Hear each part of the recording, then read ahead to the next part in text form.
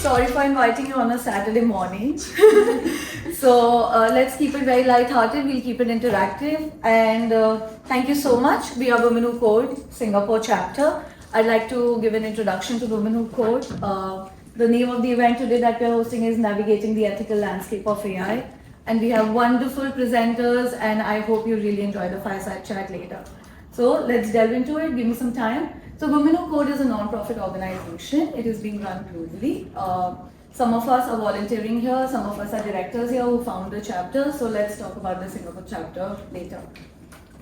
What is our mission? So we empower diverse women to excel in technology careers. At the moment in Women Who Code Singapore, we are running different chapters, sub-chapters, let me call them. For example, data science. We have one for software engineering. We have one for DevOps. We can give you the details later, so please wait up for the networking session. You can also delve back into the food when we do the networking session. We'll be really happy to let you know more. Our vision is a tech industry where diverse women and historically excluded communities thrive together, grow together, and build and innovate together.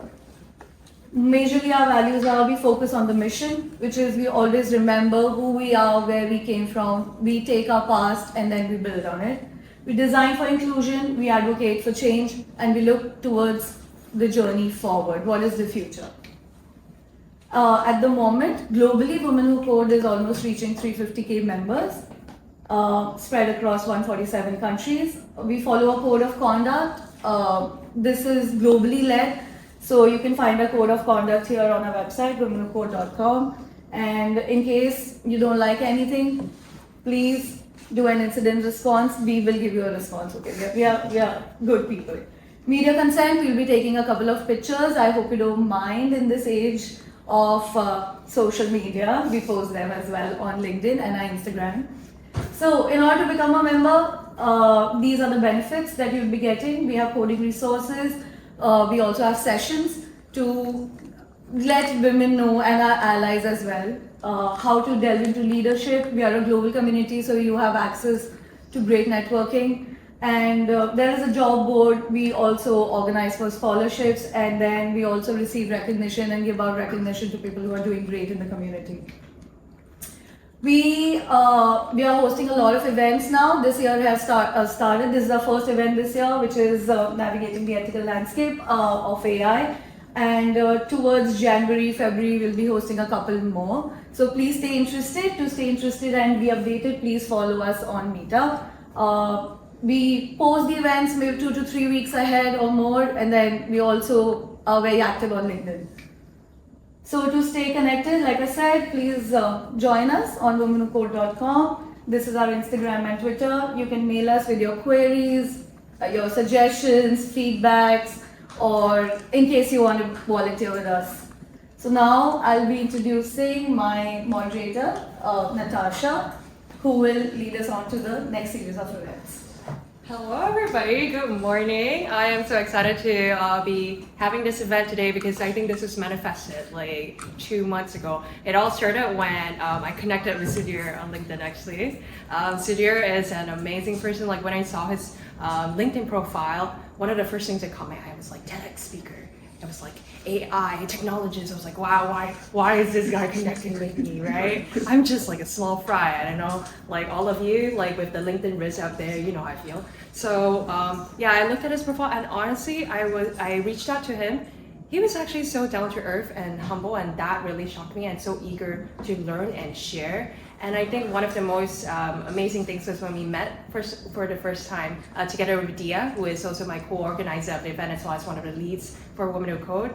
And that was when he started sharing his perspectives and stories around artificial intelligence, as well as his journey trying to understand this topic more. It's really hard to describe the essence of the stories that Sudhir brings when it comes to artificial intelligence. So I will leave that to his presentation. But before that, I would like to introduce himself. He introduced Sudhir. He's an author, an automation expert, technologist, and a certified futurist based in Singapore. For work, he is the Vice President for Asia Pacific and China at Bosch Singapore. He has over 2 decades of global experience in the automation industry and joined Bosch from GE, where he held a senior management role and handled a large portfolio of detection and automation products. Prior to GE, he worked at Tyco Corporation in the US and Tata Honeywell.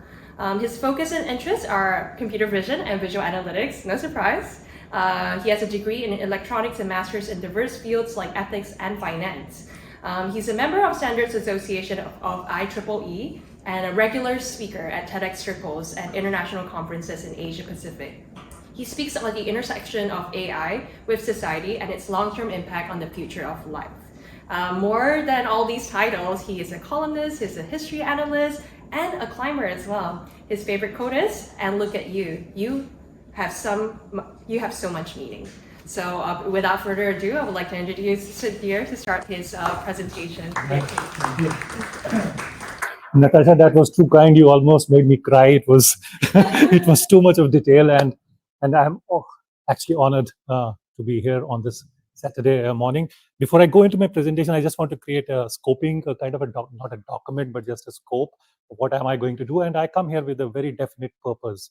And my purpose is to leave you with more questions than answers, because when that happens, the conversation continues, right? And I want to stimulate you intellectually today. That's number one. Number two, for understanding, I'll be using this term intelligence a lot, and when I'll be using the term intelligence, it's both silicon intelligence and carbon intelligence. Silicon intelligence is the intelligence of the machines, and carbon intelligence basically is our intelligence. And when I say intelligence, I mean this capacity to adapt and adopt knowledge and skills and create outputs which benefit humans. That's my definition of intelligence for today.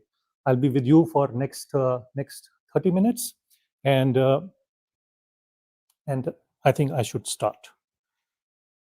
Okay. I start with two profound statements. One is from Arthur C. Clarke. Arthur C. Clarke is one of the most famous science fiction writers of present times, right? He died in Sri Lanka in 2008. And if you read his books, and the most popular one, which I really love, is the 2001 Space Odyssey. His headline is like this, that humans have this immense capacity and will and courage to shape technology, right? That's his kind of theme of his books, right? But if we look back and go, say, to more than 2,000 years back and go to Sophocles. So Sophocles is this Greek tragedy writer, and his very famous tragedy is called Oedipus. Sophocles believes that humans don't have the will, don't have the courage, and don't have also the capacity to shape, that time there was no technology, external factors. So two different views, right? But some of you already have now picked this up. These are two competing views, but the time difference between the two guys is too long. It's 2,000 years, right? Clarke, very, very, very in contemporary writer, and Sophocles, pretty old. So I think we need to also look at what has happened in the past 2,000 years from a humanity and technology point of view. And is there a headline that we can pick up? It's not easy, right? Because many things have happened, right? So I was very, very lucky during the COVID time when many of us did webinars and did many, many online events. I was somehow invited for this brilliant webinar, which was conducted by these PhD students who were working around liberal arts and history. And one of the tasks that was given in the end to these students was to create one unique headline for the last 2,000 years for humans. And there were many headlines. And one of the headlines that actually, kind of shook me up was, we play games.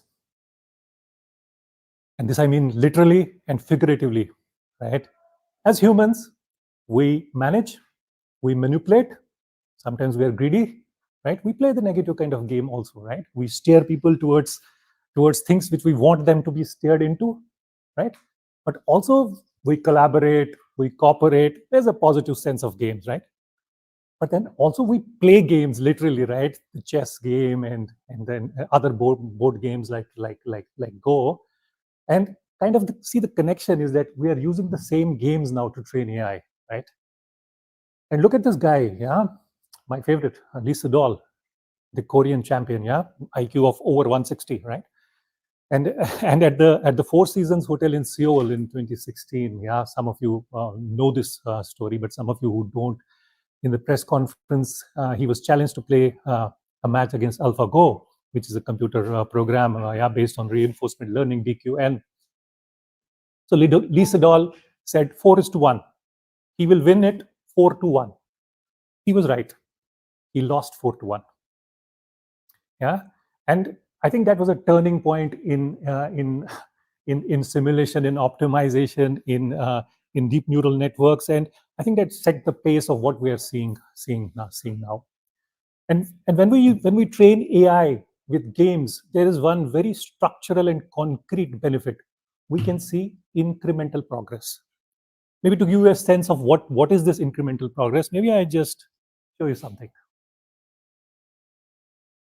This is a game many of you played in your when you were children.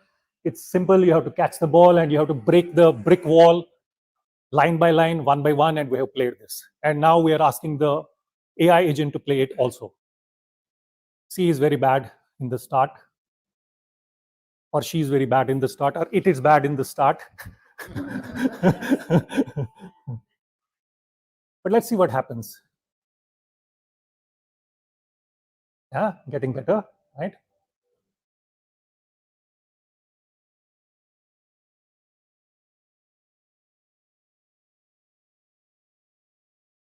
It's a breakthrough. No human thought about this, whosoever played this game.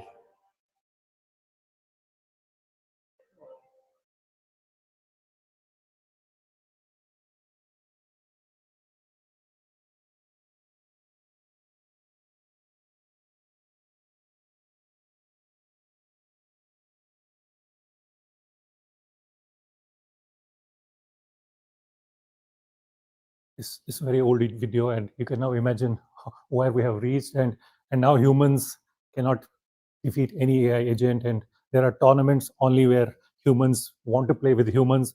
Gary Kasparov, the chess champion, retired. He said he does not have the capability to play with machines. Yeah, Gary Kasparov, the very famous Russian chess player, he could think almost 150 moves a second. That was his capacity, and he plays with Deep Blue 100,000 moves a second. So there's no comparison, right?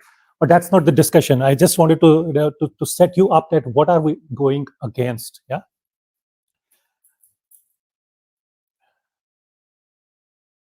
Okay. So let's come to the present now. That's past. That was Sophocles. I took you to the Greek history, and I took you to Arthur Clarke, and I showed you, yeah, how we're training AI, how it started. We did all of that. But let's come to the current day. What's the situation with AI? And now I'm not going to get into what is AI, what is deep learning. I assume all of you know it. But this is kind of what's happening now. It's a mixed picture. In AI, we have two dimensions. First dimension is that we train it through data sets, which is the training function. And then we have an objective function. Objective function is that how do we mathematically represent success, and what do we do to maximize that success, right? So that's the objective function. And through training and through objective function, we are also giving birth to two problems. The first problem is alignment problem, which means that is the machine learning the way we want it to learn?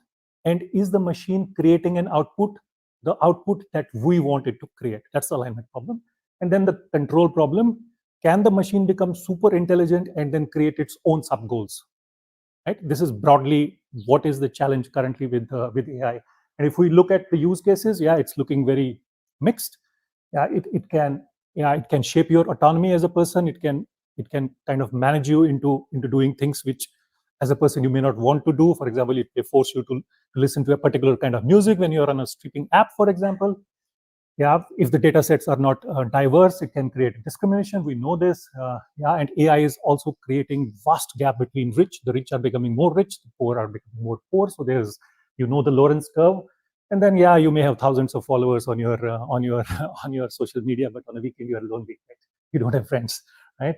And then, of course, around the workspace, it's creating speed, quality. Yeah, it's making a mockery of cost, right? In that sense, it's so economical. And then, of course, on the upside, it's creating longevity. So it's kind of a technology which has both sides, right? And then when you have a technology like this, it's extremely important to look at the cause and the effect. And that actually is the seed of my presentation. What are the causes and what are the effects? And not to disappoint you, in AI, the cause is the effect and effect is the cause. Right? And what I mean by that, I just explain it. In the last 10,000 years, there were three big technological disruptions which happened.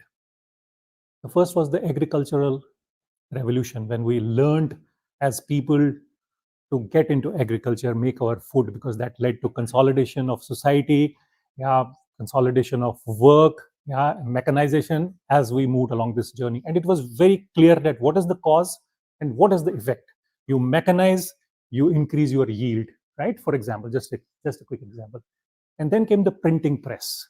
Yeah, before that, it was not possible to transmit knowledge. What I knew stayed with me. That for humans even is true today. What you know, you don't want your friend to know. That's a human error, a kind of a mutation in our genetics, but that's fine. But with printing press, what happened is that there was a clear cause and there was a clear effect. Yeah, with this, we were able to transmit information and non-linearly, right? And then the third one is the industrial revolution, right? Which got tied now to industry 4.0, and there were very clear causes and there were very clear effects, and we could predict what is possibly going to happen. Yeah, we knew that at that conference. However, with AI, something different is happening. Let's first look at the playground. Look at the numbers, right? 5 billion people are online. Yeah, and all of you are data for AI. When you make a tweet and you give your comments, that becomes a feed for training some AI model somewhere, right? Right. So what we are seeing is a flood of data. This data has a print, and that's the human print. It's not a neutral data. Data is a product of the past, and it's a representation of what you represent, right? It's not synthetic data. It's our data, right? And then this data also has to be sold. Yeah, well, AI is not for charity. We don't do yoga with AI, right? We have to sell it in the end, right?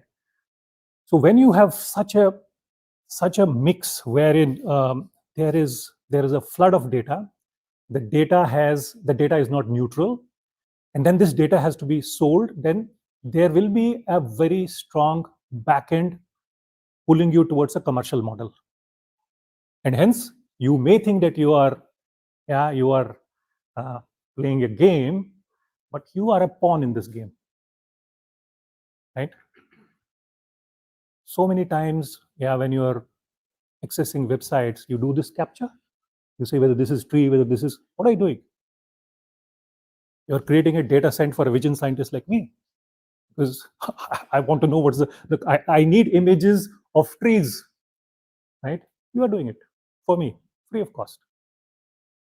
Digital labor, right? So you have become a pawn in this game where you're doing free work, right? This is clear, right? So now what this happens, also what has happened is that when you have a cause and effect, you actually know who is in control, who has power, and who is learning. But in AI, that's not happened now. In the past, we used to train models by explicit programming, or the model is learning of its own, right? By example, that's machine learning. Yeah, in models where we have neural networks and deep learning, we have these hidden layers, and what exactly is happening in the layers, nobody knows. The speed is humongous. Yeah, you can do explainable models with Lime and with shape and with anchoring, and all of that can happen. But basically, it's very intransparent. So now AI is teaching you. You started with being the teacher. Now you have become the student. Cause has become the effect. Effect has become the cause. Right? We can agree on this, right? This is what's happening. And because of this, because of the scale that AI has gained, it has created tremendous use cases. It's not now linked to one use case. Because when this happens, it also creates a sphere of influence on societies, on communities, on countries, on the planet, on us in our personal and professional lives. I will have to request the colleagues not to take pictures of the slides. Thank you. So the use cases are diverse, which means that the influence that it has is tremendous. If somebody asks me, did something like this happen in the past? Actually, if you study religion, something like this happened. Religion had a similar kind of an influence on people as AI is going to have. Yeah, it's because it's fragmenting people. There are two camps now, right? And consensus is not easy. And the one camp says that, yeah, the use cases are best. This is utopia. The other camp is saying this is dystopia. So we can agree to this that there are very diverse use cases. And when diverse use cases happen, you are forced to create tools so that the work that you do matches the work that AI is kind of steering, right? Yeah, there is another theory now, which I believe that there is no work in future, but that's down the line, and that's not the topic for today.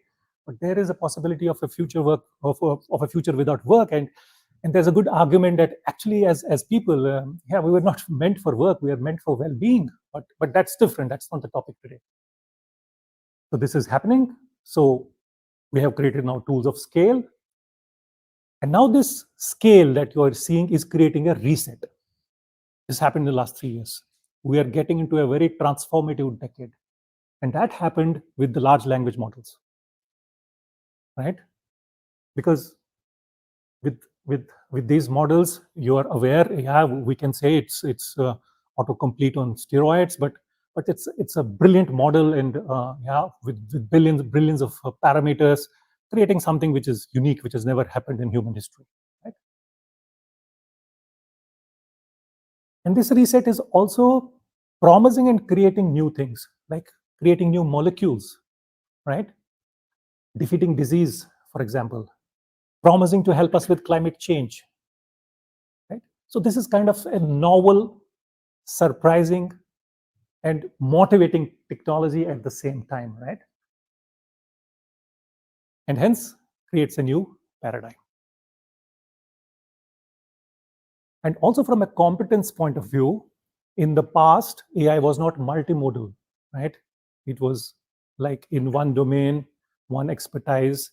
And the journey of AI is now moving towards AGI, which is the artificial general intelligence, wherein all of these things that you are seeing in this image can get concentrated on one single pipeline and then create a solution which is a kind of unbelievable. So what exactly are we building? Now, what is all of this? Are we building just a machine? Is it a virtual chat bot? Or we intend to create super intelligence? So what exactly is our purpose? Do we know that, right? And what does all of this mean? And are we in control of this game? I pause here a bit for you to just reflect on it a bit. Is that, are we in control of this game? Okay, one level deeper now. So some of us are already agreeing that we are not in control of this game. But what exactly does that mean? When are you not in control of something? I think here is where I want to bring in the concept of storytelling. AI, with all of its capacity, is going to be the next powerful storyteller in humanity. And I explained this in detail. But do you know how the story starts and what is the basic ingredient needed to tell a story? Do you know that? What's the basic thing needed to tell a story? If you are a storyteller, what is that very basic thing that you need? Content, yes. Something even before the content you need. Context, imagination. Again, these are good hints. Something else? One more? Huh? Research. Next. Conflict. You need language in the start. AI today is speaking the same language that you and I speak and understand. And you know what? Our ideologies, our institutions, our relationships, our desires, our fears, our myths are all based on a story which was told to us by a person or by a set of humans who were more intelligent than us. They had a vision. For example, at the end of the month, when you get your salary, you put it in the bank to earn some small interest. That's a story that a banker told you, and you believed it. Don't get me wrong, my best friends are bankers, but everything that we do is based on a story that has been told on, and we have lived on that, right? Now, AI, with all this thing that you saw, has the capacity to tell us a different kind of a story. So, you know what AI can tell us? AI can tell us, guys, your institutions, your ideologies, your relationships, your desires, your fears, your myths, your religion is based on a wrong story. And we need to start something new, right? It's possible. And now some of you may say that, oh, hello, I'm a very intelligent human. I don't listen to AI. I will not listen to this story. But you will listen to the story. And you know why? For believing any story, you need to create trust. If you trust me, you will believe my story. And structurally, AI is going to do something which will make you believe AI. And I just take two examples. And the first is right to life. You know, every year, 60 million people die in the globe. Not because they're old, but because they're sick. 60 million people of disease. And AI recently, in a breakthrough, unlocked the puzzle of what we call the protein unfolding. We are made of proteins, right? As humans, that's the basic ingredient. Proteins are made of amino acids, and amino acids fold. The way they fold and unfold determine the process of life. And if we know this structure well, we can create intervention and we can create medicine, whatever. And to just jog your memories, COVID recently, we said that we have to attack the spike protein of the virus, right? The last pandemic that we faced was kind of not pandemic, a disease was polio, right? In the 70s and the 60s. It took us 10 years to make a vaccine. But in COVID, we made it in 2 years, and AI played a big role in that. What I'm trying to say is that through protein unfolding, which in the past was a project consuming millions of dollars and decades of time, we are now able to study, read, and document the folding and unfolding of amino acids in a library in days and weeks and months. So very soon, maybe in your lifetime, I think you will be able to decide when you want to die. Your lifetime, not mine, yours. You can then decide what you want to decide, but there is a scenario like that. Because we will defeat disease, and even if a new disease comes in, we will be able to conquer it very, very quick. Because fundamentally, for any civilization, the right to life is the fundamental right, and death is a disease. Why should we die? There is no plausible reason of we dying unless we become unproductive. But if we are healthy, we should continue to live. In the medical parlance, death is still categorized as a disease, right? The second thing where AI has huge possibility to support us is around climate change. Yeah, and AI can create sequences and can give us hints and can do analytics wherein there is a possibility. There are some numbers from BCG. 5 to 10% currently, a very conservative estimate. They will be able to reduce it and create value.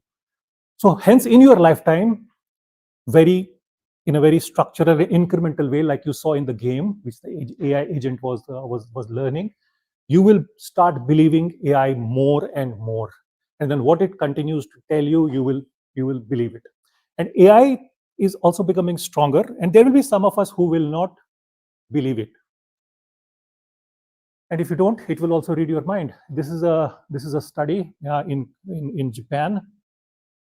So they put a patient in this fMRI and asked him to imagine a picture. So the patient is imagining a giraffe, and through IoT devices, the patient is getting connected to a deep neural network.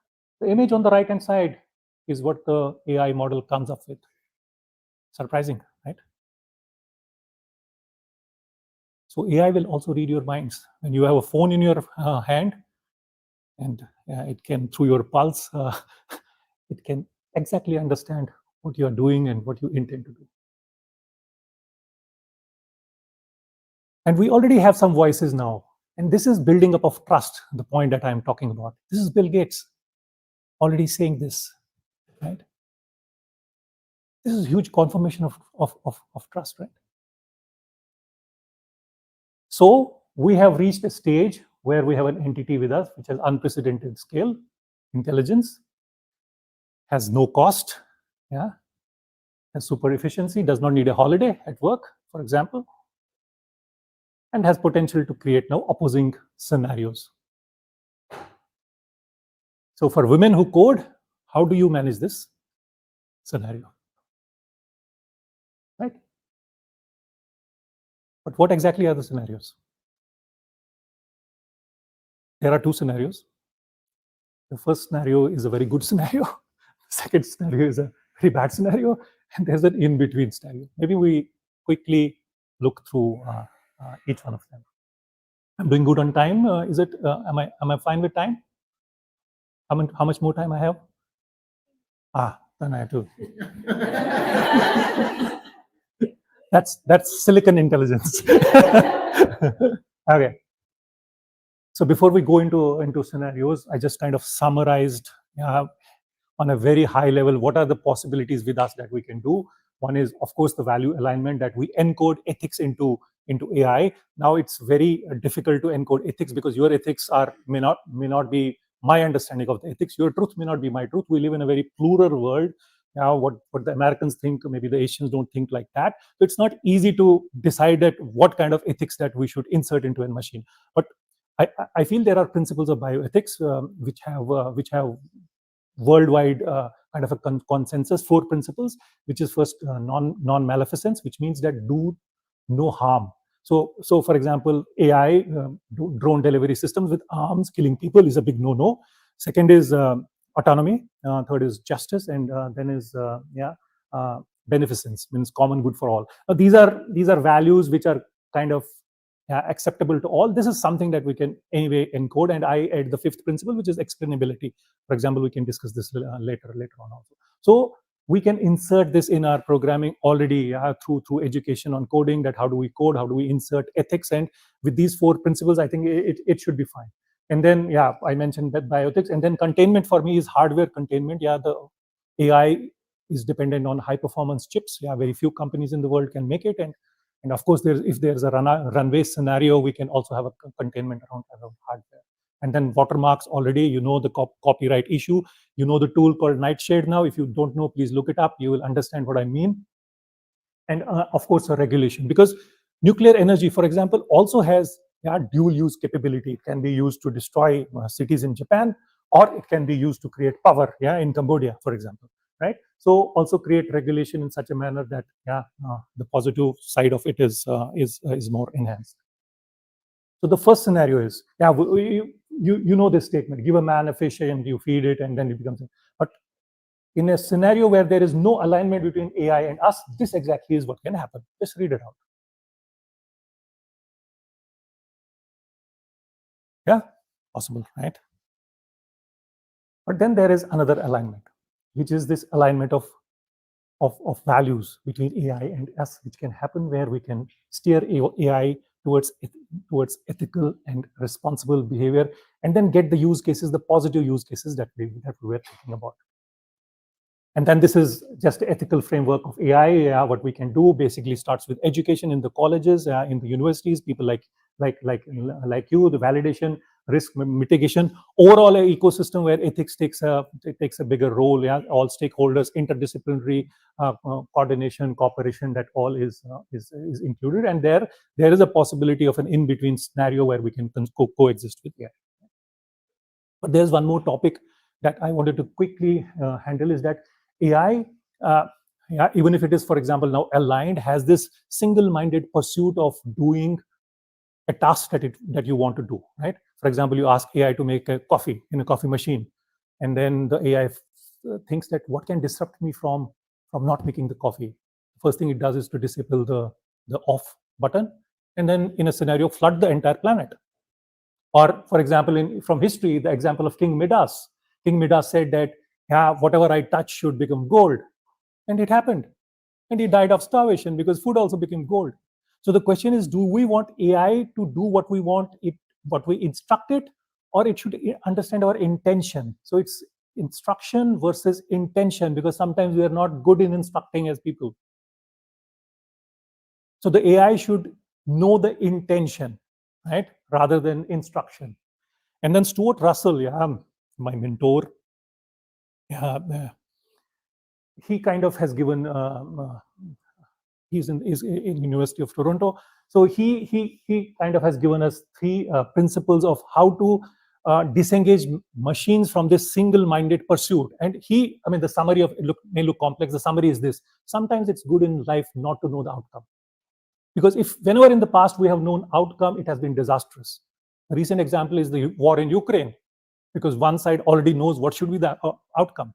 So if your outcome is hazy and you go through the process, you learn through the way, there is a possibility that your outcome may be more humane, right? But also, I think it's time for us to introspect. Now we are putting AI on a scanner, that AI should do this, AI should be value aligned, AI should do not kill people, AI should. But what is our performance as humans? We have almost destroyed the planet Earth, right? This climate change, who created? We created. Millions of people have got killed in wars and in genocides in our history of last 5,000 years. Who did it? We did it. So we actually don't have moral authority to lecture here. And hence, I think that has to stop. That treating AI as a different entity. AI does not come from Jupiter. We code it. We make it. It's biased because the data that we have created is biased. Right? And this is exactly, I think, what Norbert Weiner, the great professor at MIT, says, that we should be very sure of the purpose that we really want to insert into the machines. And he gave the example of maybe I may simplify this, of Mickey Mouse. So Mickey Mouse, in one of the episodes, understands to animate the inanimate broom, and he makes some instructions and tells the broom to fetch water. And somehow his programming is not good, he does not code well, and he almost drowns, and until the magician comes. And then Venus says, this is not a tale, this is not a fairy tale, guys. And he writes this brilliant paper, technical paper, you should look it up. It's called Some Moral and Technical Consequences of Automation.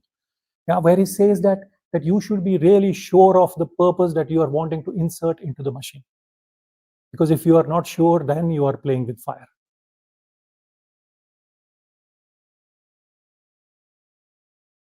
I'm happy I have left you with more questions than answers. And that exactly was my purpose. And let's, as a group, continue this conversation, stimulate each other, challenge each other. And because I think we have to solve it. I think the people in this room have to contribute here. And I think we can start with this small way of how we are leaving imprint on digital media. When we are commenting, what kind of comments we are making, because it's all getting picked up.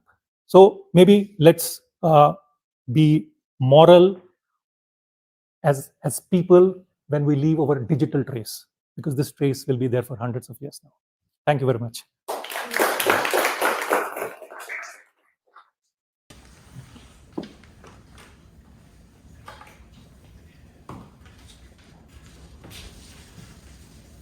Thank you so much, Sudhir. That was like a wonderful presentation. And yeah, I really hope that presentation left you all with more questions and answers. And we're going to have a fireside chat later where we'll open the floor to questions. So that's where your questions can really come to light as well with the networking session later. So now I have the honor to also introduce Jason onto the stage. Jason requested to introduce himself, but very quickly, he's the Vice President of the AI and Robotics chapter of the Singapore Computer Society. And more than that, he's a global interdisciplinary tech leader of high-performing and quirky data science and AI teams working towards a better world. So without further ado, I would love to introduce Jason. And also, hello, does this work? Does this work? All right, great. Thank you so much for sharing your Saturday morning with me. My name is Jason, and also thank you, Sudhir, for just a very fantastic presentation. I do not have slides, number one. But I will and I think I'll start the same way from inspiration from Sudhir. I'll give you a bit of a scoping of what I hope to achieve. I think, we're in a space where we have more than enough information. All of us can find information as there's too much of it. So I think the way I would say it is we don't need more information, we need more navigation. So what I'll do is I'll be just trying to segment the topic of AI ethics into a few personas, and depending on how you identify yourself, we can, I think, to give you a handle on the kind of things you would think about in that persona. So as a quick introduction, I wear maybe like 3 hats. So in my day job, the reason why I don't have slides, firstly, is because it's a Saturday morning, but secondly, also because I work for a very highly regulated industry. So I lead an international data science team in pharmaceutical and healthcare. I'm also the author of our company's global AI policy, as well as AI risk assessment frameworks. In my second hat, I work with Toshao, who is an amazing female leader. I'm a data scientist by background, and if I were to bet on probabilities, I think I would bet on Toshao being an amazing, and in the women who code, like top 100 women in the world kind of thing. So Toshao is amazing. So please say hello to Toshao. Yep. So in my second hat, I work with Toshao in a company called Loreto.io. It's a company that my younger brother founded, and we basically wanted to not just talk AI ethics, but implement it technically. And so we basically created a video analytics company without facial recognition, so we can get the benefits of AI without the surveillance economy. Thirdly, I do some volunteer work in the ecosystem. I'm with the Singapore Computer Society, but also I support Singapore's AI ethics and governance efforts nationally. So if you go to the IMDA website, there is Singapore's approach to artificial intelligence, which is love it or hate it. Singapore has a strong point of view on AI. And I think, the way that they go about it is quite inspirational, even worldwide. I'm also one of Singapore's, I think, like 5 representatives to the Global Partnership for Artificial Intelligence. And I think Sudhir actually mentioned one person on that panel who I greatly respect, who is Professor Russell. He wrote the textbook that I studied, and it's a very much an honor to serve and learn from him. So today, I have 3 personas. So I am basically as a mental model. We have this saying that the most important model you train is always your mental model, right? So as a mental model, I have 3 personas. The first persona is if you work in AI, data science, software engineering, you identify with a product team, a delivery team, engineering team. That's the first persona. Secondly is if you are a founder, if you are an executive, if you own a company, you are leading an entire program and so on. That's the second persona, basically like a head of a company. And thirdly, if you're interested in international things, if you think about legal governance, how the world is trying to wrangle with this concept of ethical AI. And I think the last few slides that Sudhir presented is really much that third space. So technical team, business leadership, and international issues. In the first section, if you are technical AI team today, what do you need to know? What I found looking at our internal companies, even as a big MNC, where we fall short in today's risk assessment is that AI represents a new frontier of many existing risks. So here are 3. The first one is AI represents a new frontier of privacy. Video analytics, which our company does, is one example where the method matters, right? Whether you use an anonymous identification method, or whether you use a facial recognition method, the method matters. So if you're a data scientist, you're a machine learning engineer, trying to think of your approaches, that's one thing you should think about. Also, if you work with generative AI, large language models, one reason why there are so much concern around large language models is the kind of controversy that everything you put into your prompt goes to the vendor company. And so theoretically, as of this time last year, if you were to put your deepest, darkest secrets or your not so deepest, darkest bank account into OpenAI's ChatGPT, theoretically, someone else with the right prompt might be able to jailbreak the product and pull your information out, because if they train the master model globally, your information goes into the model. So large language models and these like global Gen AI models represent a new frontier of privacy. So first bucket, privacy. Second bucket is probably the most well-known one, which is bias and discrimination. And the difficulty with that is that it's not an easy problem that you can solve technically. So just to give you a quick thought example, I want you to think about in your IT team, what is the gender split in your IT team, right? If say it lands like 70-30, something like that, what does fairness mean to you? Does fairness means that, oh, because I have 70-30, then I would just like follow my representation. I'll also hire 70-30. Or could it be that, I want to be I'm a Singaporean, I want meritocracy. Let me just look at merit without appreciating that merit actually bundles all these other attributes underneath it as well. Or is it like, I want to do equal opportunity because I want to right the bias that exists in society.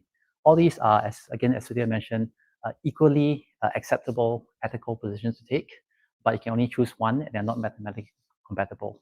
So you have all these like, everyone is kind of vaguely aware of bias and discrimination issues, but technically as a team, it's really hard to untangle in practice. And thirdly, AI also represents a new frontier of liability. And with liability comes, I guess, like technical areas of like explainability and interpretability as well. I use these words not so interchangeably because as a developer, we make our model explainable, doesn't mean as a user, they consider it interpretable. So for instance, if I'm an imaging engineer and I were to say, oh, let me just like put like a Lime XAI model on top of my CNN, that doesn't mean that a security guard working in the airport understands, the metric that this is showing them, right?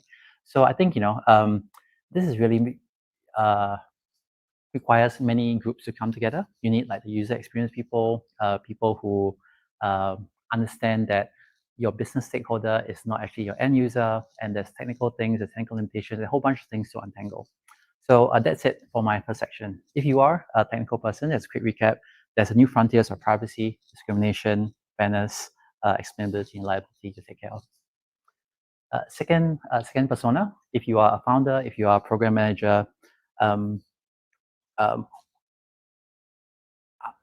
think, in this space, many people are motivated by compliance. So I may not fully understand it, but I need to comply with the law. Problem is that the law does not exist. So in the absence of law, what do we do? The whole term of AI ethics and governance is actually a formulation of exactly that. In big companies, our legal department is a different department than our compliance department. Our compliance department is a different department from our ethics department. And so, in the absence of laws, we look at best practice in compliance within the industry and the company. In the absence of that, when they also are trying to figure out what's going on, you need to act ethically. So right now, those of you who follow the news, the EU AI Act reached a deal in December. And so in 2 years, we would have some legislation. But until then, in the absence of legislation, I would encourage all of you who work in AI programs to come up with best practice in your company. And even when that doesn't exist, think of what you can do to behave ethically. In terms of considerations, one big one is purpose and unintended consequences. So to give an example of that, I think if I were to poll my peers who work in platform companies, one of their main KPIs would be the time the users spend on the platform. That's why all of us are addicted to our phones, to our platforms and so on. But the unintended consequence is, again, something that Sudhir mentioned, that, the algorithm feeds us things that appeal to our baser instincts, our system one brain, our lizard brain, and we end up being addicted to cat videos. We end up addicted to content that agrees with us because that's what we identify with. We look at things that are controversial, things that are extremist, things that cause all these second order issues for society. So the purpose was just optimizing for time on platform, but unintended consequences is addiction, depression, extremism, disinformation, echo chambers, and all these things. The second one is, I guess, just to expand on misinformation.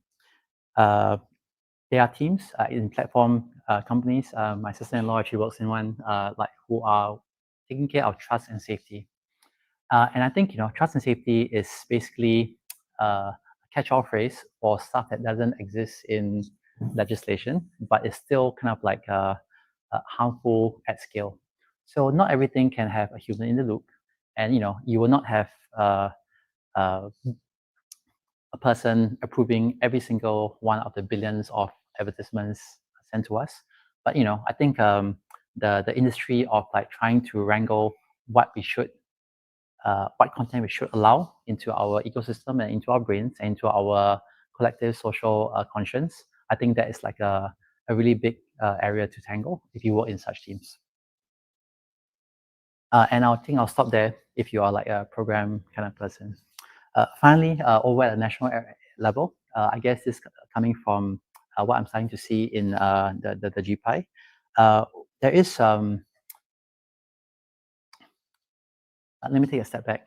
So I work in like the pharmaceutical industry, and whenever we release a drug to the world, there is the FDA and other groups, including groups in Singapore as well. And the job is very simple. It's like, does this drug do more good than harm? There are definitely side effects, so it does do some harm. But on aggregate, it does more good than harm. And so this drug is released into the world. In the AI industry, that does not exist today. On Friday, on one Friday last year, OpenAI said, "Oh, I will just like release ChatGPT into the world for $20." And on Monday, it just like kind of went into the world. I found that very very disorienting, because whenever we commercialize such global products, you need to go through an international body that kind of sees that, well, does this really do more good than harm? And if not, please stop it. If so, please put the right controls around it before we release it to the public. So internationally, we are in a bit of a point in time. I'm hoping it's quite a short point in time where international governance has not caught up to technological boundaries. And so I think that's the framing for all the stuff that's happening internationally. I won't go into detail on the topics, because again, I think some of it was covered. You have inequality and power concentration, access to data, access to compute, all these things. You have the whole future of work kind of topic on job displacement, how our skills will evolve, how our education needs to evolve, and so on. And also we have like longer term alignment problems, the safety problems, the how do we load our values, and so on. I'll just maybe close off with one thought, which is that anyone who works in technology, anyone who is like who codes, has to live with this fundamental tension that almost all tech products like to scale, but ethics is fiercely local. Every product wants to be worldwide, one app to the whole world, but then ethics, what is right, is at the level of a country, a company, a team, a culture, and the two don't quite match. So I think that this is a tension that kind of frames many of our conversations in AI ethics. So with that, just want to seed these thoughts, and looking forward to our conversation. Also, I'll just add, just in case I don't have a chance to say so later, I'm hiring. so if anyone's interested, so I have like different teams. I have data science teams, engineering teams, AI ethics and governance teams. In both like traditional classical data science and AI, as well as more like engineering side Gen AI solutions. So yep, if anyone is interested looking, please come and look for me.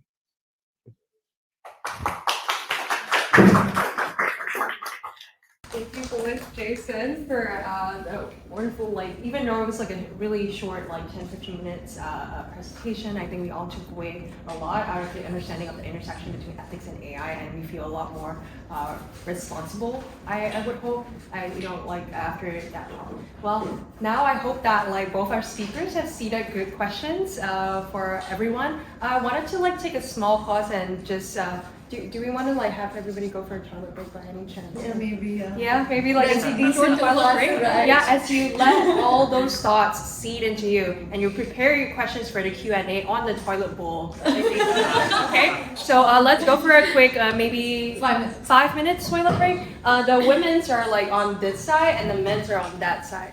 So yeah, let's all come back at 11:15. All right.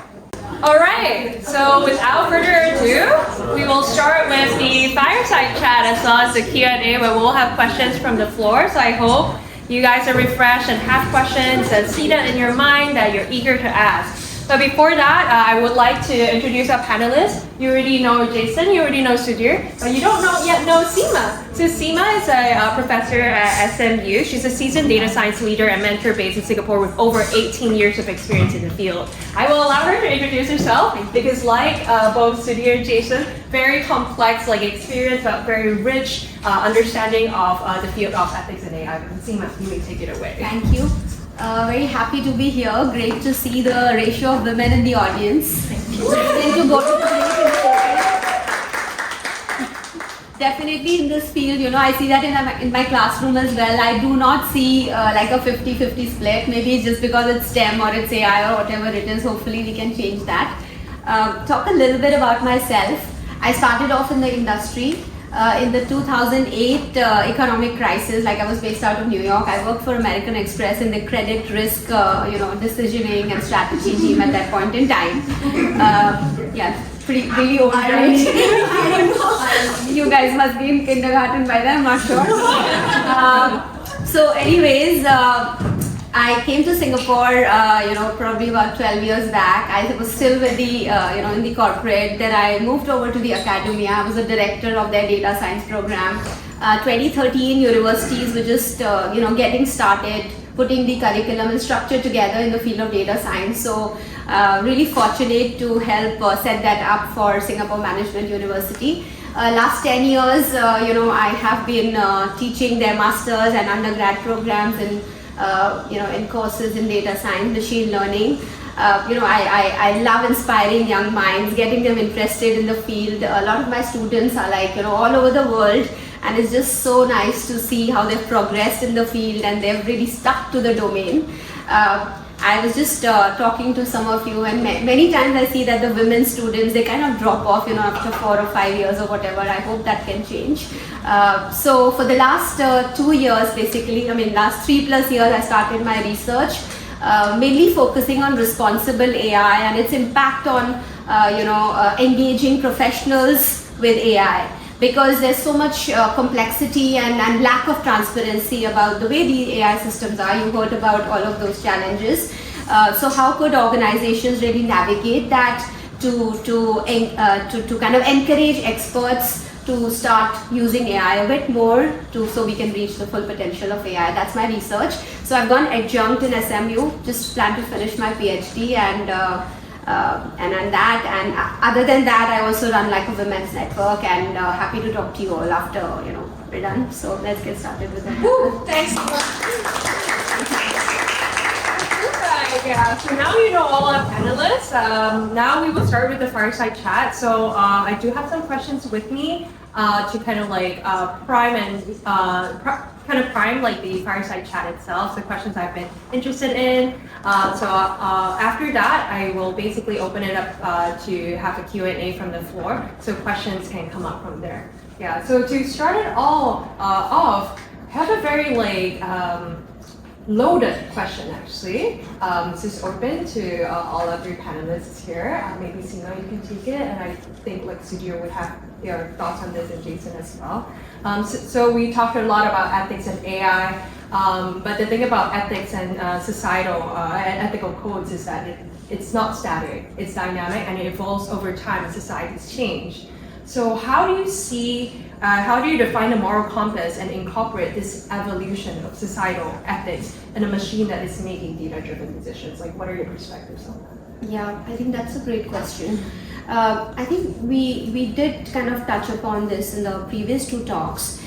It's basically the AI systems that are trained on the data that's generated by us, right? So we are basically behind the decisions that are being made by the AI systems. But when you kind of put the context of changing and evolution, the evolution of ethics in the society, I think that's very hard to kind of ingrain that into a static AI systems. But as we speak and talk, AI systems are evolving as well. So I really feel that just so that these AI systems are able to keep up with the evolution in the moral code of the society, we have to have humans in the loop. We talked about it a little bit, but basically saying that we can't really have an AI systems which is completely autonomous and making its own decisions. And I don't think such a system will be able to evolve, or maybe, kind of create the desirable outcomes that we want from the society moral perspective. So definitely, if we have humans in the loop, meaning that AI and humans are working together, where even though the AI systems is supporting the decision making, but it's finally a person, a human, who's in charge of finally kind of looking at what decisions are made out of the AI systems. That could be one way to do that. Definitely, it's not a very easy problem to solve. Essentially, something that we will have to monitor as we go. So I think that's. Yeah. So let me answer it in a slightly different manner. In Greek language, the word ethics is known as ekekaras, and the literal meaning of that is a diagonal. And ethics is this unfortunate science wherein all the facets of science have evolved and have matured and have strengthened over time. Ethics have eroded. So Natasha, I feel, forget the evolution, I think there is erosion. We are not as honest as we were 300 years back. We are not as just as a society when the agricultural evolution started. So the question for me is that how do we retrieve from that position as humans and at least conclude and have consensus on basic human rights, values that we tend to forget. And hence I feel it's going to be extremely difficult because the consensus is missing. And that is also missing is because we live in a very pluralistic society now. But basics remain the same. And hence my hope is that the basic human values, very basic human values, which is, for example, fairness, for example, justice, equity. For me, equity is more important than equality because equity is for such people who really started from a very low base and who had difficult upbringings, minorities, underprivileged people. So if we are able to encode such values, such very basic values into the machine, I think it will be a good start. For me. Yeah. So I kind of don't agree with that. We are evolving on ethics, we are eroding on ethics. Just to summarize, and I think we can at least conclude that there are some basic things that as humans in our personal, professional lives we should do. We should aspire and kind of code it into the machine. This is interesting, and so I think maybe I'll start from a slightly controversial note, and I'll also go upstream from what Seema mentioned. So I think firstly, I totally agree that having a human in the loop is important. Most of the times, not all the time, but most of the times. But I think I see ethics as having like two layers. So if you look at the global responsible AI documents, there's roughly about, as of December last year, there's about 1,600 of them worldwide. So there are a lot. And there's good news and there's bad news. The good news is that there is broad consensus on those principles. No one says that I don't like transparency. No one says I don't like fairness. Right? So I think there's broad consensus in terms of policies and principles. But as Sudhir alluded to, the implementation of it is a nightmare. If you look at it from a technical perspective. But and that's because that some people want equality, some people want equity, and blah blah blah, and so on. But I think that's actually okay because ethics is a conversation. ethics is about what you think is right. It's about what I think is right, and both of us have valid views. To going upstream from human to loop, I think that is a matter of AI system design. So imagine confession. So I have an Instagram account, and if I were to look at a post, I can say that I don't like it, right? But I can't. But Instagram has never ever asked me what I actually want to see in this place. So the control of algorithms is actually at the point of platform. To me, a great paradigm shift would be, where are the software browsers today, where are the platform browsers today, where the user is actually given the control of content, rather than user are just given like, I really like this app, slightly different app is almost on the same thing. No. I think because ethics is so fiercely local, I think giving more control to the user would be a more fundamental shift, as opposed to just a user, being at the mercy of all the design decisions of the product and having to live with it as best they can. I love the opinions here being so diverse, because it really encapsulates what a diverse topic by itself, ethics and AI is, and the fact that there aren't enough conversations around this just opens the door to so many more. But I think really chiming in on that, I think we all agree there are some commonalities who agree there needs to be a human in the loop. It's really hard to have one set of defined ethical criteria. Because everything is so localized, everything is so nuanced. So in light of that, the next question I really wanted to ask is kind of a simple one, but also incredibly loaded. But who is actually responsible, or who are responsible for creating or define, say, this basic set of standards, say, in terms of these features that allow for localization of these of ethics, say, instead of don't I pick these choices. What is that sphere of responsibility, or is it more of every single individual has a part to play in this? For example, myself as a web developer, as I integrate AI services into my application, are there things that I should hold myself responsible to? So what are your thoughts on that? Maybe I'll pick up, since it's kind of very similar to what I just said. So I think it depends whether you're the builder of the software or the buyer of the software. So if you're the builder of the software, I'm gonna, I apologize ahead of time if this traumatizes anyone. I think at some point the product manager, if you're in such teams, the head of product would have made some decision on how to design the fundamental purpose of the product. And as I mentioned, it's like optimizing for views. I need to optimize for people on the platform. Those are very fundamental decisions, what's the purpose of the product, who has the control. The product team actually has the ability to shape who has control.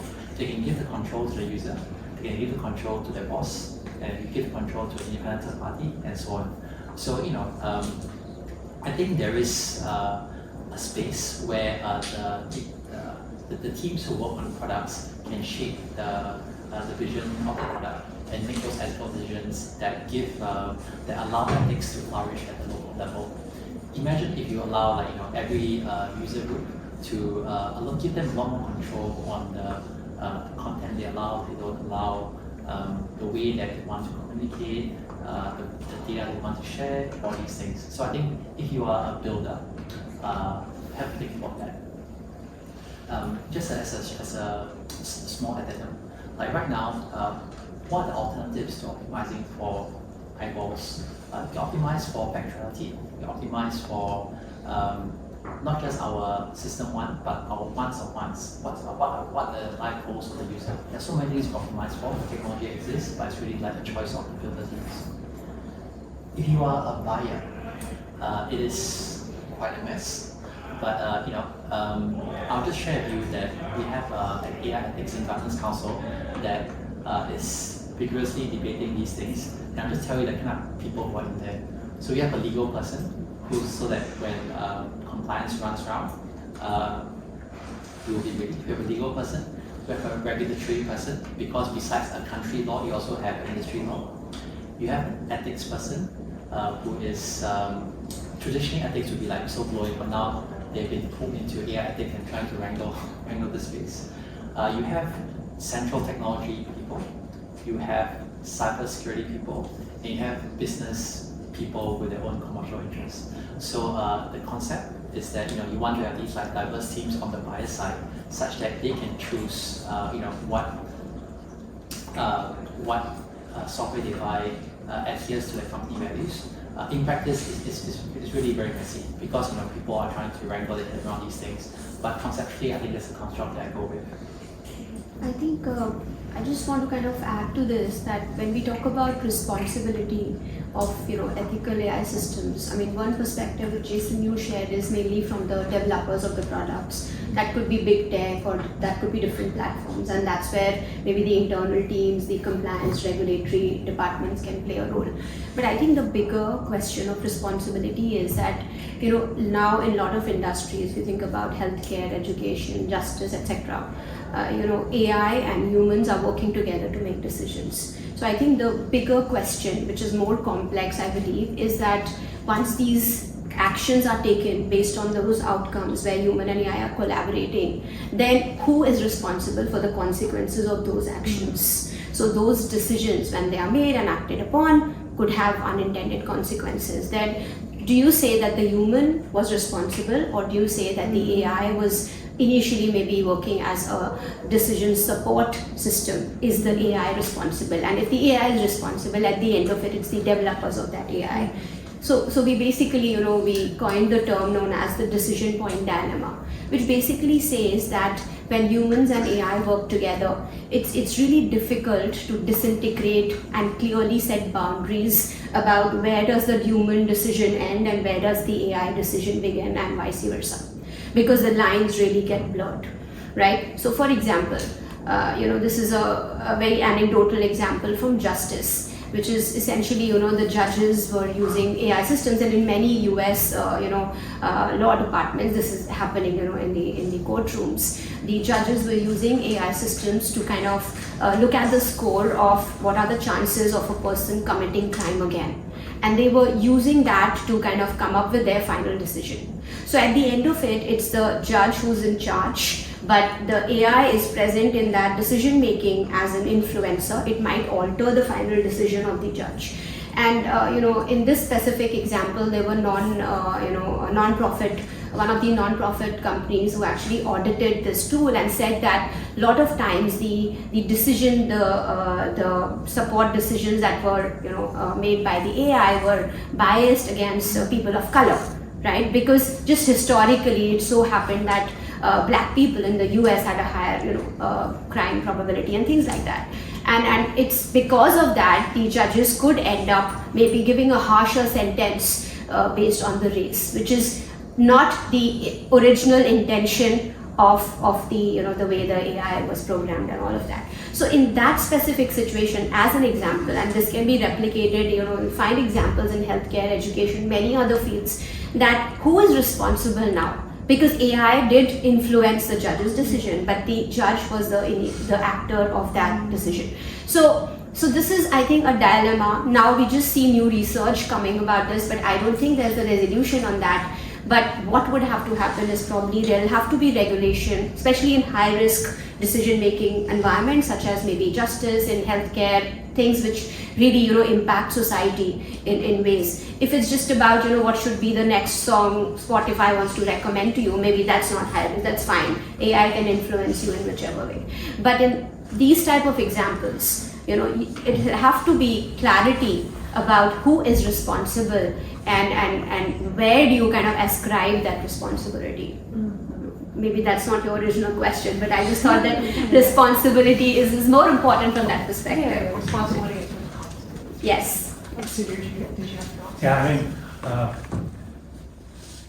before Python became a language, it was a snake. And if somebody tells you that there is a snake in the park, you will not go into the park, right? What I'm trying to say is that responsibility is a high stake activity. If your stakes are low, you will not be responsible. This is exactly what's happened to that.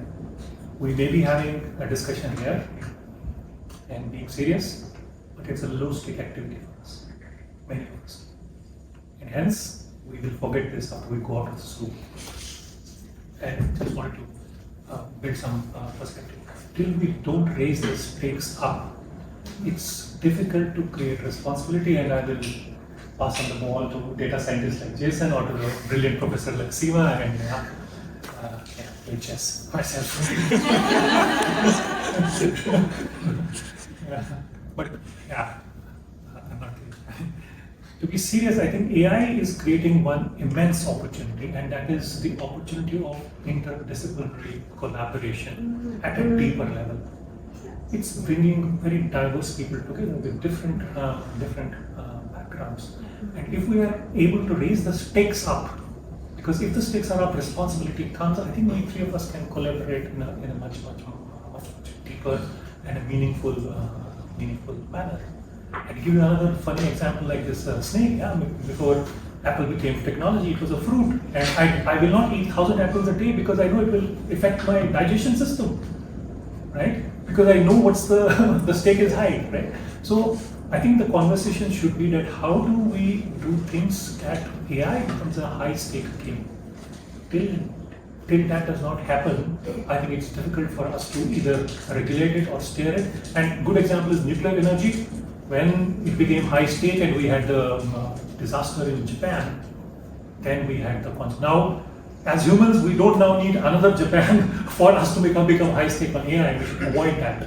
But there is a possibility that there may be something like that happening, and then we become as serious as we should be. Yeah, definitely I agree with all your opinions here, but just to throw a curveball on that, I just realized that if AI, ethics in AI becomes everybody's responsibility, then it becomes no one's responsibility, like climate change. So I'm really worried that might happen. Not that I want to throw another question, but just that came out at the back of my head. But I really love this conversation. We started off with like, whose responsibility is it? And I might have like kind of framed that question in terms of me describing myself as a developer, what I should do, as a consumer, what I should do. But there are things that can be done on like very much local developer level, but really taking that into the macro perspective, looking at responsibility in terms of consequence of actions. But not when we look at consequence, it's also how high are the stakes of those consequences. I think it's still too early to tell. It's also too early to see how it impacts us as individuals. But there might be also a certain fear that it might become something like climate change, that stakes are so high for climate change. It's everybody's responsibility now, but because there's no one market person who has more responsibility than another, it might just become a repeated series of conversations, and we probably don't want that to happen. So how can we start this conversation today to make sure that we're taking responsibility at like the initiation point? So I think that gives a wonderful segue to me to open the floor to questions. I hope the two questions that were asked just now and our wonderful panelists' responses have seeded more thoughts in your head. So I wanted to ask, oh yes, wonderful. Okay, we'll start with Anak? Anak, yeah. Anak, yeah. Nice to meet you, Anak. Like, what was your question? Nice to meet everyone. First of all, I'm amazed at the kind of discussion that's happening here, because it's making my mind jump from topic to topic: responsibility, AI, ethics. Interdisciplinary, right? And I can't phrase one coherent question which doesn't actually attack all of them. But okay, a question for the panel at large, but maybe Seema and Sudhir first, because it actually goes off what Jason said earlier, that ethics can tend to be very localized. What may be ethical may also be illegal in some other way. Currently, people are tackling that through controls at every layer. You have arms controls, you have immigration controls. So, do you imagine some sort of immigration control coming in future to tackle this? Or do you imagine some other mode coming in to control or have some sort of checks and balance?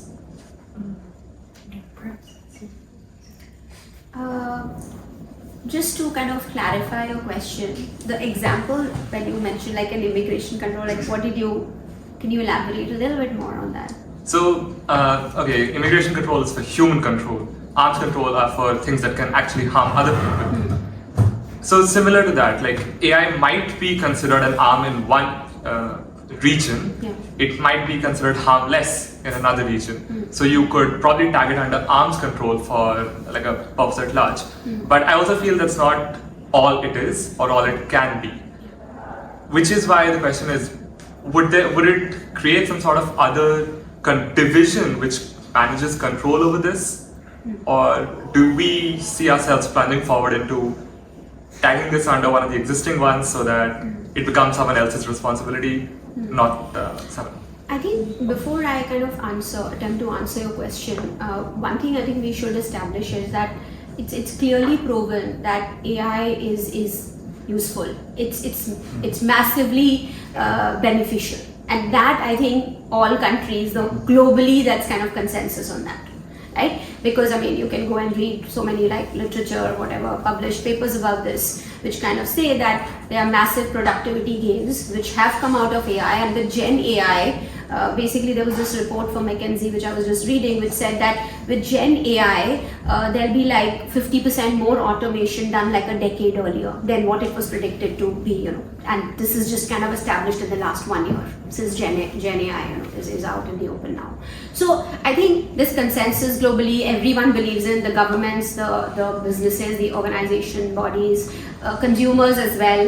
We all use generative AI. I did my survey. I asked questions about how many of the people across different USA, Australia, India, etc. used ChatGPT and other generative AI tools. It was like 70% of the people, professionals, are already using Gen AI as a personal assistant. Not even like just for the work, but just for making their day-to-day life easier. So there's consensus on that. But now we're also saying that there's consensus on establishing ethical standards of AI, because we've also established that there could be unintended consequences of AI.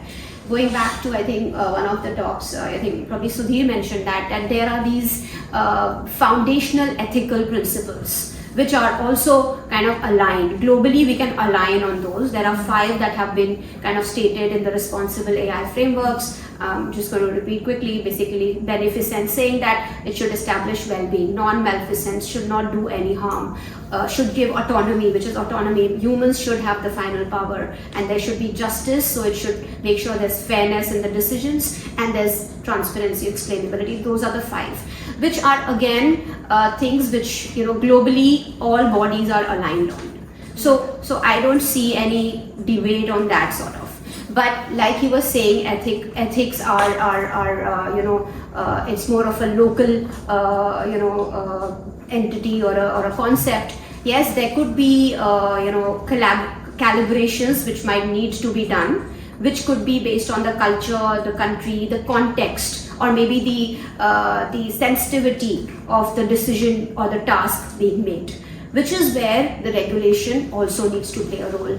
And that is why if you go and read about the AI Act, which EU is, I think, working on at the moment, it is really kind of trying to establish that. But again, when you read it, you really see that it's not complete at this point in time. Like, there could be a lot more improvement that could happen on that. They are trying to talk about the manipulative AI techniques and all of that, and they are trying to say that context will determine the degree of regulation that needs to be put in place and all of that. So I think that is evolving. That whole regulatory structure is evolving as we speak.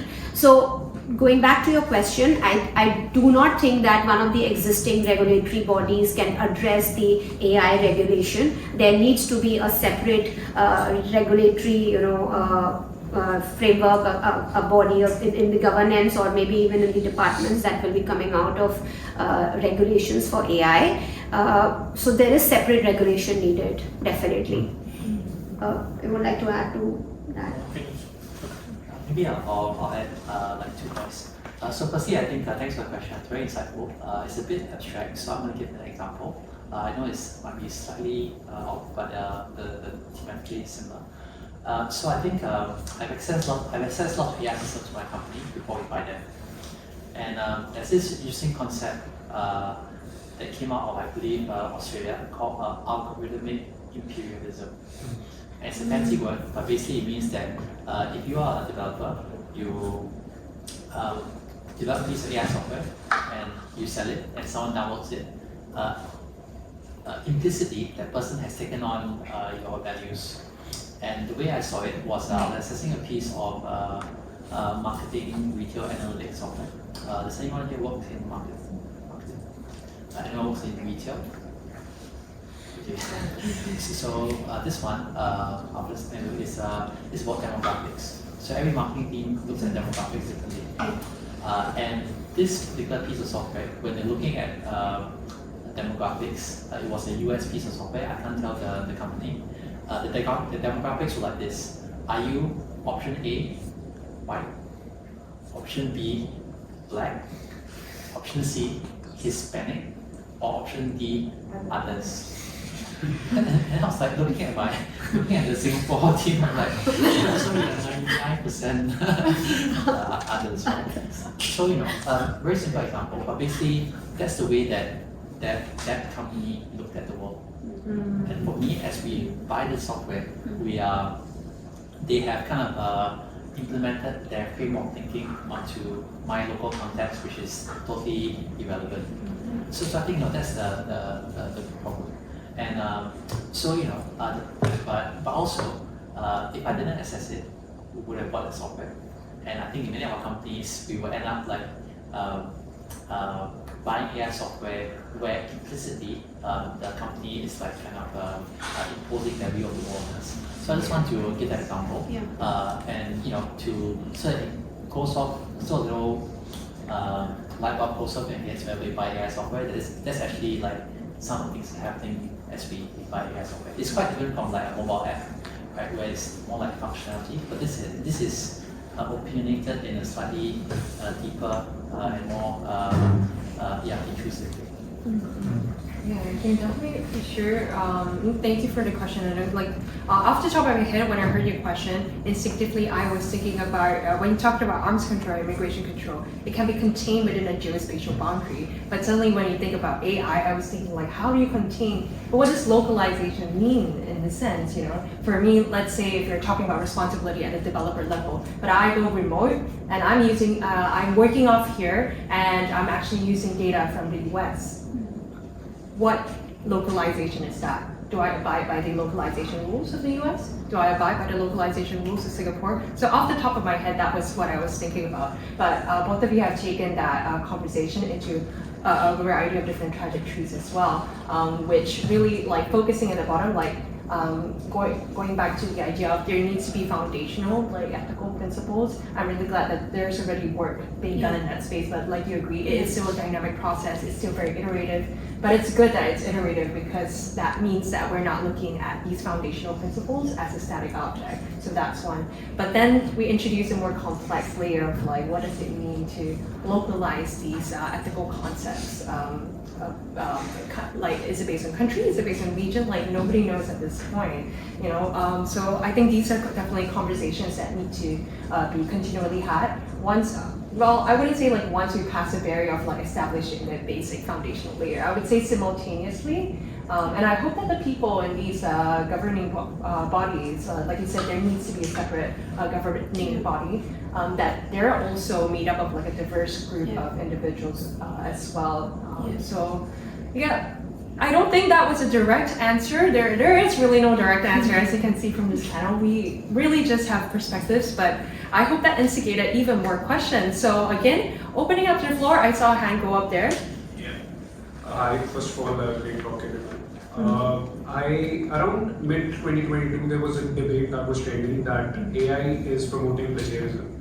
So I just wanted to have a view of the panelists. So let's assume I'm trying to build an LLM that is trained on all the public images, let's say art.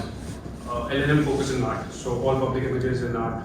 I also trained it from some of the private guys, and I pay them well, and that thing is sorted. So do you think, is it plagiarism? It is not plagiarism? Real quick, what was your name again? I'm Sahil. Sahil? Yeah, nice to meet you, Sahil. Yeah, thank you for your question. So the question was about plagiarism and possibly about now that we have AI, are there different definitions around plagiarism? Like how do you all see plagiarism?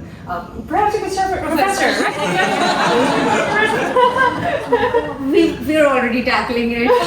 So we have an internal tool called Turn-In, which is really integrated into our learning systems, and whenever an assignment is submitted, it's actually detecting if the content was AI generated, and we've told this to our students loud and clear, so not to go to ChatGPT and just get like the essay written out. things But are not of course, I agree.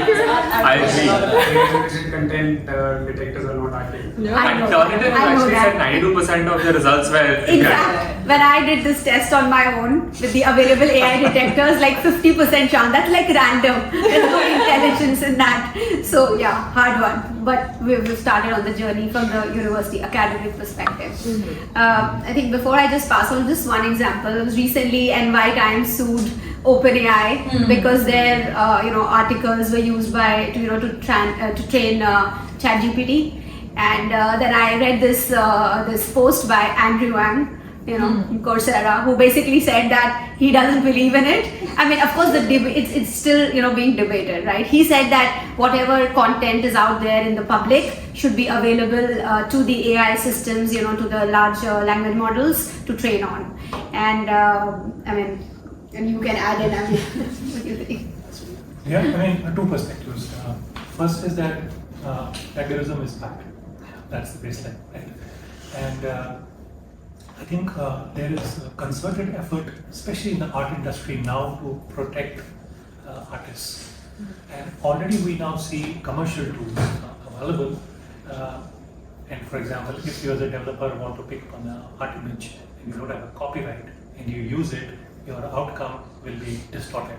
So if it was a picture of a dog, you will get a jackal head, and that tool is called Nightshade, right?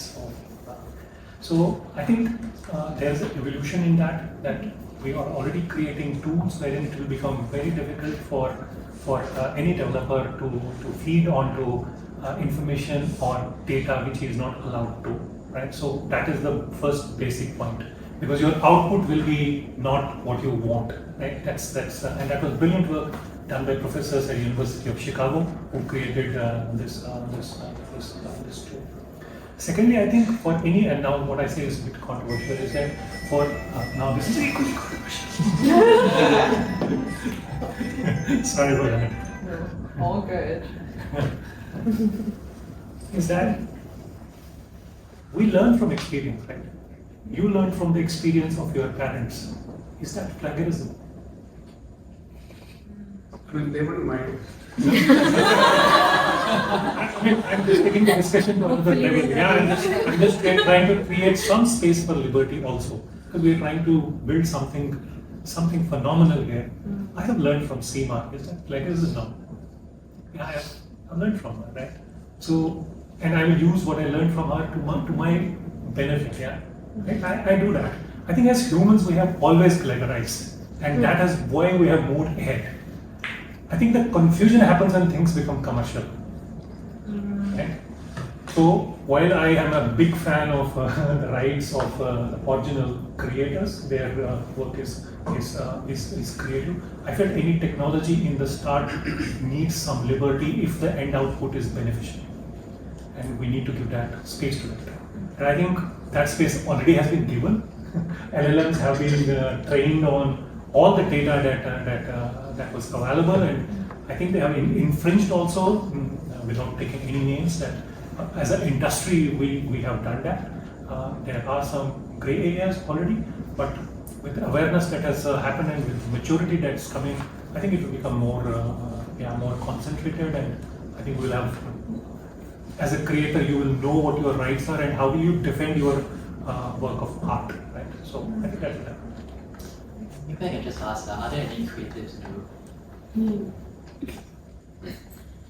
So I think that is also one of the issues, because usually when these decisions are made, ethics is a conversation, and not all the right people are in that conversation.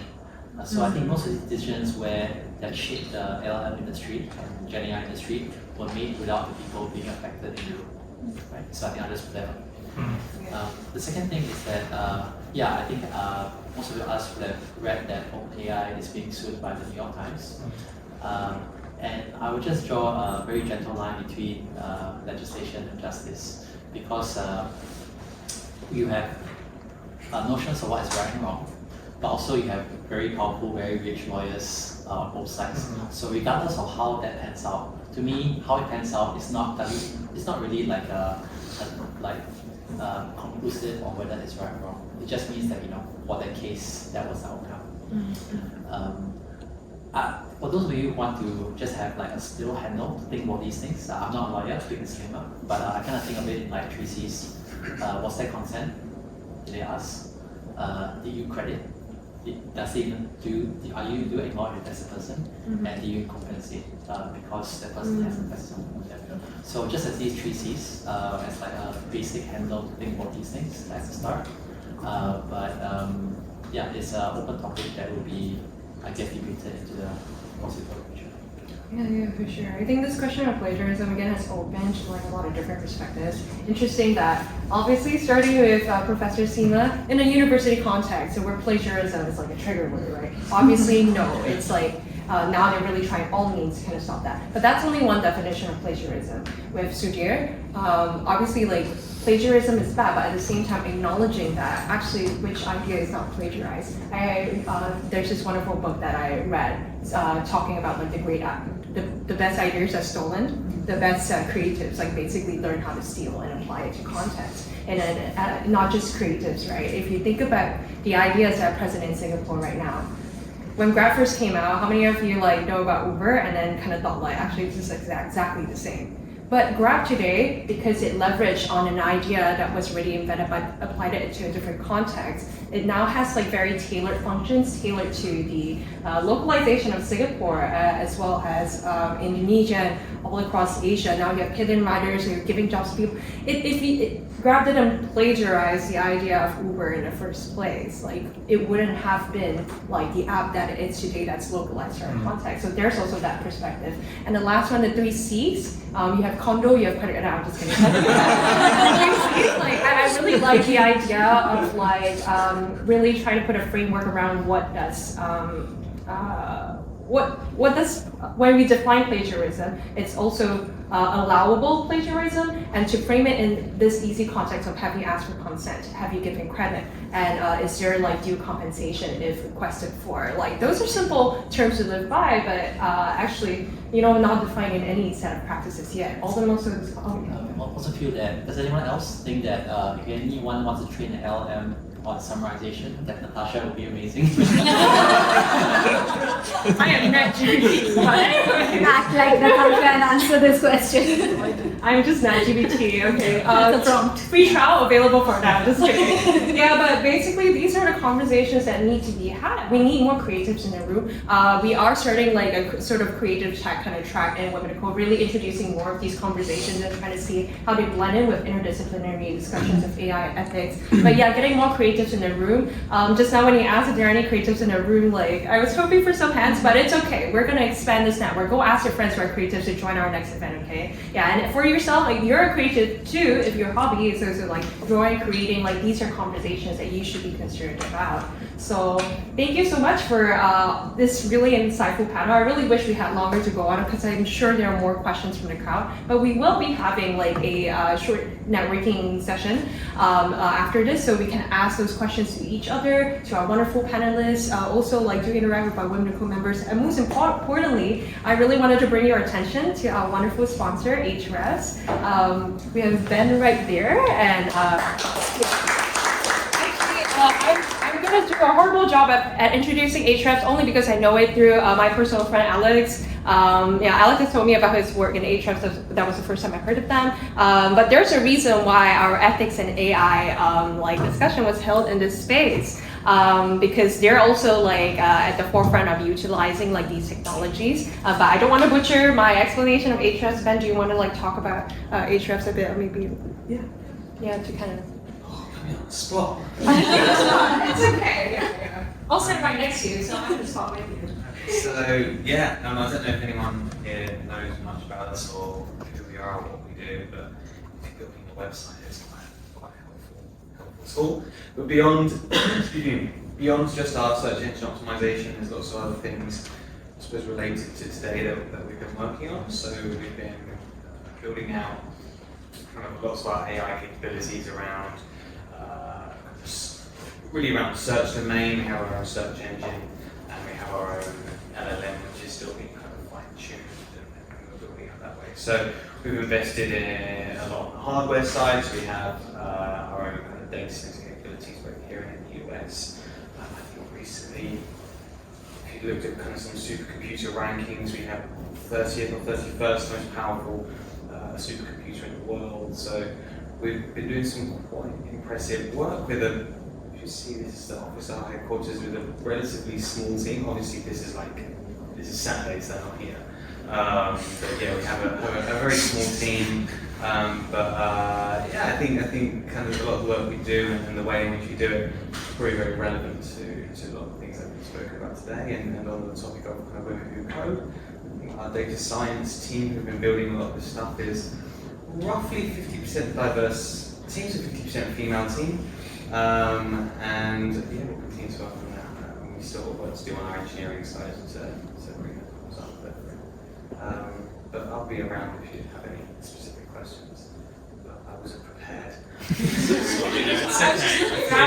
Right there. Yeah. Thank you so much for the introduction to Hrefs. You're basically our sponsor today. Like Women Who Code is constantly looking for partners and sponsors for events. To sponsor venues, to sponsor assault snacks and refreshments. I hope you guys enjoyed that. But more than that, it's really like we're really thankful to Hrefs for allowing us to all gather in this space. Like we said, this conversation over AI ethics and governance, this is just like one of the few conversations that we're going to start off with, but we hope for this to be a series of conversations.